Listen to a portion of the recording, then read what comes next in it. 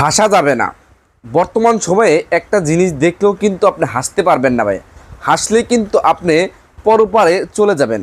যেটা কিন্তু কিছুদিন বা 2 দিন আগে এই ঘটনাটা ঘটলো। পারভেজ নামে একটি ছেলে, তার কিন্তু কোনো অপরাধী ছিল না, তিনি শুধু হেসেছিলেন। 2টা মেয়েকে দেখে নাকি তিনি হেসেছিলেন, যার কারণে তাকে কিন্তু এই দেশ পুরো পৃথিবী থেকেই তাকে নাকি বিতাড়িত করে দিল।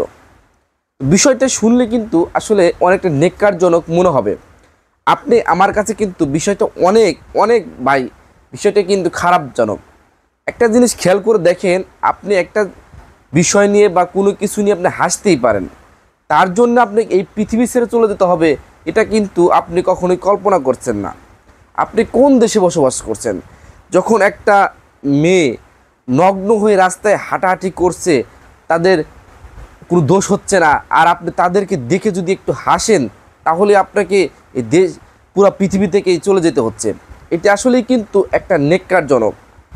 যেমনটা ঘটনা ঘটেছে বনানীর একটি জায়গাতে, পারভেজ নামে একটি ছেলে, যে সে কিন্তু এক জায়গায় একটা দাঁড়িয়েছিল, হঠাৎ করে 2টা শিক্ষার্থী সেখানে আসার পরে তাদের দেখে নাকি পারভেজ একটু হেসেছিল। সেই শিক্ষার্থী 2টি কী করলো, তাদের বয়ফ্রেন্ডকে ডেকে আনলো। তারা বয়ফ্রেন্ডরা কী করলো, তাদের ক্ষমতা দেখানোর জন্য সেই পারভেজের উপর হামলা করলো স্থানীয় কিছু ছেলেপেলেদের নিয়ে। এক পর্যায়ে ছুরি আঘাতে কিন্তু পারভেজকে দুনিয়া থেকে তারা বিতাড়িত করে ফেললো। তো একটা জিনিস খেয়াল করে দেখেন, যে ওই সমস্ত মেয়েদের উদ্দেশ্যে একটা কথা বলি, ওই সমস্ত মেয়েদের মায়ের উদ্দেশ্যে একটা কথা বলি। আপনার মেয়ে একটা ছেলের সাথে সম্পর্কে লিপ্ত হয়ে আকাম কুকাম করছে, সেটা সমস্যা হচ্ছে না। আপনার মেয়েকে দেখে একটা ছেলে হাসলো, সেটার কারণে আপনারা তাকে কি করলেন, দুনিয়া থেকে বিতাড়িত করে ফেললেন। তো আসলে এই সমস্ত যদি শিক্ষিত বা ভালো একটা ফ্যামিলির লোক হতো, তাহলে মনে হয় না এই কাজটা করতো। ভালো ফ্যামিলির লোক হলে এই কাজটা কখনই করতো না। স্ক্রিনে দেখতে পাচ্ছেন যে 2টা মেয়ে, এদের দেখলেই বোঝা যায় এরা কতটা নিকৃষ্ট। দেখেই বোঝা যাচ্ছে এদের চেহারার ভিতরে একটা নিকৃষ্ট ছাপ রয়েছে। তারা যদি ভালোই হতো তাহলে বিয়ের আগে সম্পর্কে লিপ্ত হতো না। তারা যদি ভালোই হতো তাহলে তারা বিয়ের আগে এই সমস্ত কুকারাম করে বেড়াতো না।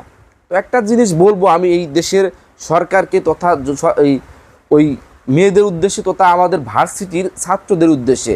আমাদের ভার্সিটিতে কিন্তু প্রচুর পরিমাণে ছাত্রছাত্রী আছে, তারা কিন্তু যায় সেখানে মেধার উদ্দেশ্যে, তারা কিন্তু যায় শিক্ষিত হতে। কিন্তু বর্তমান সময়ে যে শিক্ষিত ছেলেপেলেগুলো বের হচ্ছে, সেখানে কিন্তু তাদের সার্টিফিকেট রয়েছে, কিন্তু তাদের মাথায় কিছু নেই। তারা কিন্তু গু-গোবরে ভরা। আমি কেন বলছি, আপনি একটা জিনিস খেয়াল করে দেখেন, এই যে বিশেষ করে আবরার ফাহাদের ঘটনা, আরও বিভিন্ন ভার্সিটির যে ঘটনাগুলো ঘটছে, সেটি কিন্তু আসলে এই বিশ্ববিদ্যালয়ে এই তো মেধাবী ছাত্রদের কাছে এটা কাম্য নয়। কারণ হচ্ছে তারা যদি আজকে এই সমস্ত কুকীর্তি করে বেড়ায়, তাহলে কিন্তু আমাদের মতো যারা সাধারণ জনগণ রয়েছে, যা কৃষি কাজ করে, যা গ্রামের যে মূর্খ মানুষ রয়েছে, তারা কি করবে? তারা তাদের থেকে কী শিক্ষা গ্রহণ করবে? তারা ভবিষ্যতে কিভাবে দেশ চালাবে? তারা মেধাবী হয়ে এত পড়াশোনা করে, তাদের বাপ মায়ের ওদের টাকা পয়সা খরচ করে তাদের এত ভার্সিটিতে পড়াচ্ছে, কী কারণে পড়াচ্ছে? এই সমস্ত দিক কিন্তু তাদের অবশ্যই খেয়াল রাখতে হবে। তো ভার্সিটি ভাইদের উদ্দেশ্যে একটা কথা বলবো, আপনাদের ভার্সিটি রক্ষাতে আপনারা একটু সচেতন হন। আপনারা যদি ভাই মেধাবী হয়ে থাকেন, তাহলে মেধাটা আপনাকে সঠিক কাজে লাগান। এই সমস্ত মানে হত্যা বিভিন্ন কিছু কাজে আপনারা লাগায়েন না ভাই।